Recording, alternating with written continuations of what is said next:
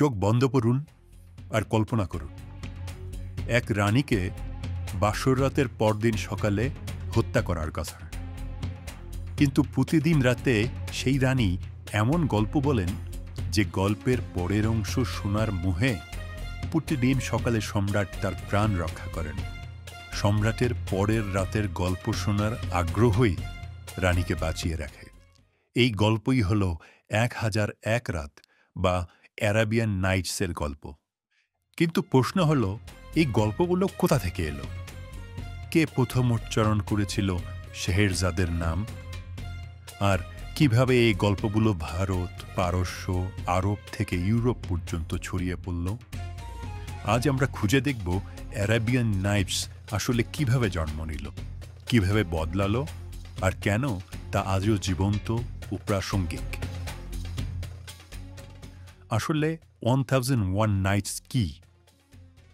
দেখতে এটি এক জাদুকরী গল্প সংকলন, যেখানে আছে জিন, চোর, নাবিক আর অলৌকিক রাজ্য। কিন্তু 1001 নাইটস বা আরব্য রজনী কোনো এক একক লেখকের কাজ নয়। এটি শত শত বছরের গল্প, মানুষের মুখে ঘোরা কাহিনী, লোককথা এবং প্রাচীন সাহিত্য একত্রে মিশিয়ে তৈরি।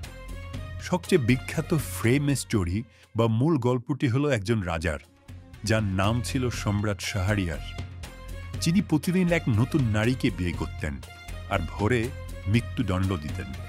একদিন মন্ত্রীকন্যা শেহেরজাদ স্বেচ্ছায় বিয়ে করেন সম্রাট শাহরিয়ারকে, আর প্রতি রাতে এক নতুন গল্প বলা শুরু করেন। রাত শেষ হয়, কিন্তু গল্প থেকে যায় অসম্পূর্ণ। গল্পের পরের অংশ শোনার কৌতূহলেই সম্রাট তাকে জীবিত রাখেন। 1 রাত, 2 রাত, শেষ পর্যন্ত 1001 রাত। শিকড় পারস্য, আরব, ইন্ডিয়া। এই গল্পগুলোর শিকড় খুঁজতে গেলে আমাদের অ্যারাবিয়ান পেনিনসুলা ছাড়িয়ে যেতে হবে। অনেক গবেষক বিশ্বাস করেন এর মূল গল্প কাঠামো এসেছে তৎকালীন দক্ষিণ এশিয়া বা ভারতীয় উপমহাদেশে প্রচলিত লোকগল্প থেকে। পারস্যে এসে এই গল্পে যোগ হয় রাজপ্রাসাদের ষড়যন্ত্র, জাদু আর জিনের গল্প।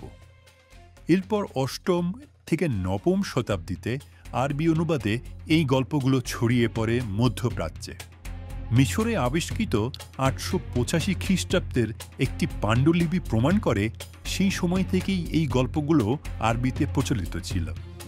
পাণ্ডুলিপি ও প্রচার। একটি মজার তথ্য, 1001 নাইটস বা আরব্য রজনীর কোনো এক একক মূল সংস্করণ নেই। প্রতিটি অঞ্চলে, প্রতিটি সময়ে গল্পগুলো যোগ বিয়োগ হয়েছে। বাগদাদ, দামেস্ক, কায়রো সব জায়গায় আলাদা আলাদা সংস্করণ ছিল। 9ম শতাব্দীর এক টুকরো পাণ্ডুলিপি, যে কি আসলে কোনো এক হিসাবের খাতার পিছনে লেখা ছিল, প্রমাণ দেয় যে তখনই এই গল্পগুলো বেশ জনপ্রিয় ছিল। আলাদিন, আলিবাবা ও নতুন সংযোজন। আমরা অনেকেই ভাবি যে আলাদিন, আলিবাবা, সিনবাদ সবই প্রাচীন আরবি গল্প, কিন্তু আসলে এগুলোর অনেকগুলোই পরে যুক্ত হয় ইউরোপীয় অনুবাদের সময়। 1704 সালে ফরাসি অনুবাদক আন্তোয়ান গালা 1001 নাইটস ইউরোপে জনপ্রিয় করে তোলেন। তিনি সিরিয়ার এক লেখক হান্না দিয়াবের মুখে শোনা গল্পগুলো এতে সংযোজন করেন, যেমন আলাদিন ও জাদুর প্রদীপ, আলিবাবা ও 40 চোর। আজ আমরা যে অ্যারাবিয়ান নাইটস জানি তা আসলে এক মিশ্র সংস্করণ, অর্ধেক আরবি, অর্ধেক ইউরোপীয়। সংস্কৃতির মেলবন্ধন ও প্রভাব। 1001 নাইটস মূলত এক সাংস্কৃতিক সংমিশ্রণ, যেখানে ভারতীয়, পারস্য, আরবি, গ্রিক, মিশরীয় এমনকি চীনা প্রভাবও রয়েছে। এই সময় বাগ্গা ও দামেস্ক ছিল স্টোরি টেলিং বা গল্প বলার স্বর্ণযুগ। এই ফ্রেম ন্যারেটিভ স্টাইলই পরে ইউরোপে দ্য ডেকামেরন ও দ্য ক্যান্টারবারি টেলসের মতো গ্রন্থকে অনুপ্রাণিত করে। আর আজও সাহিত্য থেকে সিনেমা এর ছাপ ছড়িয়ে আছে সর্বত্র। কেন 1001? কখনো ভেবেছেন কেন 1001 রাত? এই সংখ্যাটি আসলে প্রতীকী। প্রাচীন আরবীয় সাহিত্যে 1000 বা 1000 মানে হচ্ছে অসংখ্য। তাতে এক যোগ করে বোঝানো হয় এই গল্পের কোনো শেষ নেই, মানে 1001 নাইটস হল চিরন্তন গল্পের প্রতীক। বিতর্ক ও গবেষণা।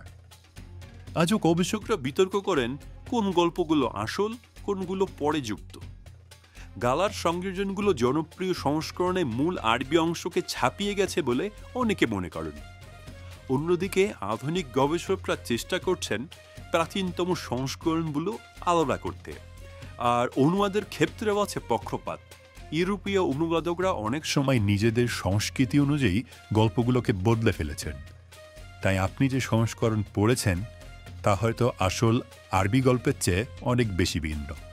কেন এটি আজও গুরুত্বপূর্ণ? আরব্য রজনী শুধু পুরনো কিছু গল্পের সংস্করণ নয়, এটি মানব সভ্যতার অন্যতম বড় সাহিত্যধারা। এটি শেখায় গল্প কখনো এক জাতির সম্পত্তি নয়।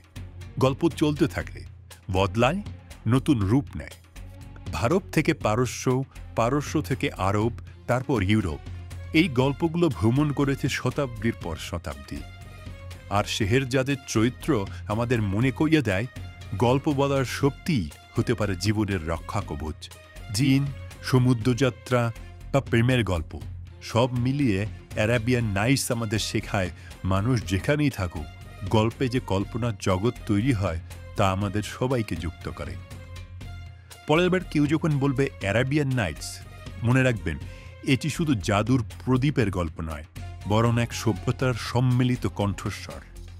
যদি ভিডিওটি আপনার ভালো লেগে থাকে তাহলে লাইক দিন, সাবস্ক্রাইব করুন আর কমেন্টে লিখুন আপনার প্রিয় গল্প কোনটি, আলাদিন, সিম্বাদ না শেহেরজাদের কৌশল।